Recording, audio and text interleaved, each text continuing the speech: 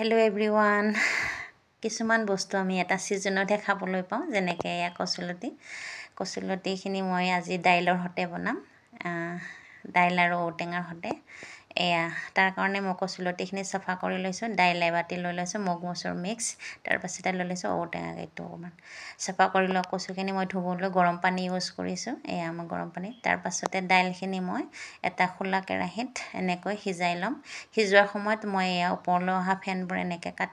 কাটি হেৰি কৰিম সিজাই লম তো এয়া দাইলখিনি আমাৰ সিজি হৈ গ'ল দাইলখিনি সিজি হৈ যোৱাৰ পাছত এইখিনি এনেকৈ আঁতৰাই থৈ দিম তাৰ পাছতে এটা খুন্দনাত জিৰা জালুক কেইটামান লৈ লম জিৰা সেইখিনি খুন্দি হোৱাৰ পিছত তাতে দি দিম আদা নহৰু কেইফোটামান মই 5 ফুটা নহৰু দি দিছো তাৰ পাছতে দি দিম আদা এটুকুৰ দি দিছো আৰু জলকীয়া দুটা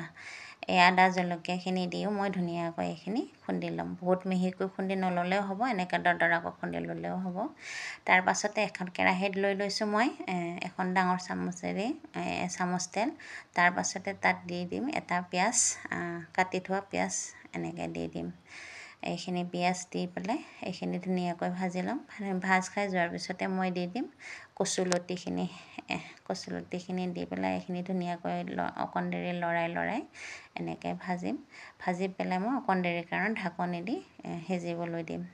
এইখিনি অকণ সিজাৰ পিছতে মই আকৌ এবাৰ ধুনীয়াকৈ লাৰি তাতে দি দিম অকণমান নিমখ অকণমান কমাই দিম কাৰণ দাইলতো আমাৰ নিমখ দিয়া হৈ গৈছে তাৰ পাছতে দিম হালধি এইখিনি দি পেলাই মই আকৌ অকণমান দেৰি ধুনীয়াকৈ ভাজি অকণমান সিজাৰ পাছত আকৌ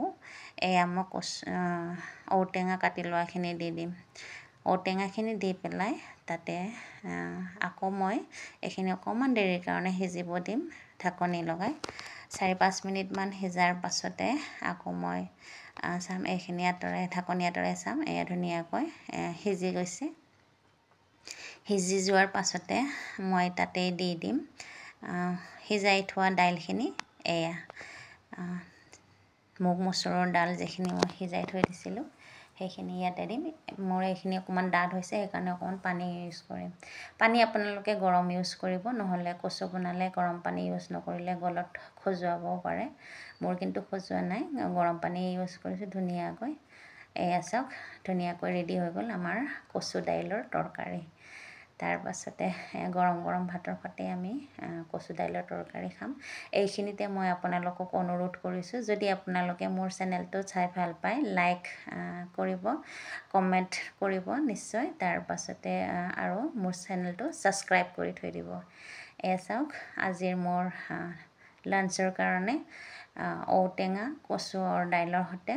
এখন তৰকাৰী লগতে মই ভাজি লৈছোঁ এটা ডিমৰ আমলেট এইখিনি কেনেকুৱা পালে নিশ্চয় জনাব